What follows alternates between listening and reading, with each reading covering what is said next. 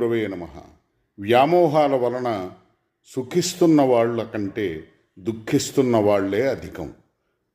అత్యాసక్తి, ఆరాటం సాంసారికమైనటువంటి క్షేత్రంలో కలిగి ఉండటం అనేదే మనలో ఉండే పెద్ద బలహీనత.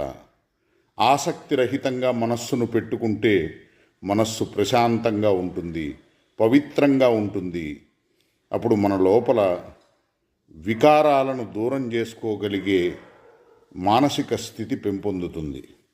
అందుకని చెప్పి మనస్సును ఎందుకు అనవసరంగా బాధ పెట్టుకోవడం, బలహీనపరుచుకోవడం, స్థిమితం లేకుండా ఇబ్బంది పడటం.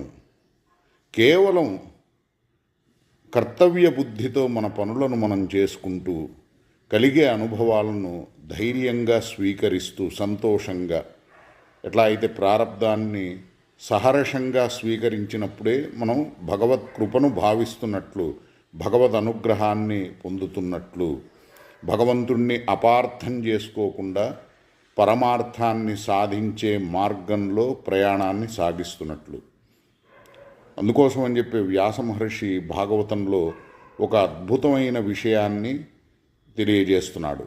అదేంటంటే, అసలు మోక్ష పదానికి మనం సహజంగానే అధికారులం అవుతాము. ప్రారబ్ధాన్ని గనక సంతోషంగా స్వీకరిస్తే భగవంతుడి విషయంలో మనం ఎలాంటి అపార్థానికి తావు లేకుండా పరిపూర్ణమైన విశ్వాసాన్ని కలిగి ఉంటే అని.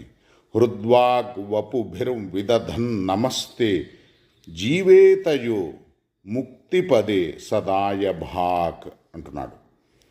బట్టి కేవలం భగవంతుడి కృప కోసం నిరీక్షిస్తూ కలిగే అనుభవాలను సంతోషంగా ఆమోదిస్తే, స్వీకరిస్తే, ఆయన కృప కోసమని అనుక్షణం ఆరాటపడితే సహజంగానే మనం భగవంతుడికి సంబంధించిన వాళ్ళమే కాబట్టి భగవత్ ప్రాప్తిని పొందుతాము అని.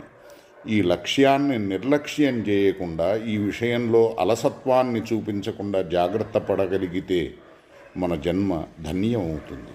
హరయే నమః, గురవే నమః.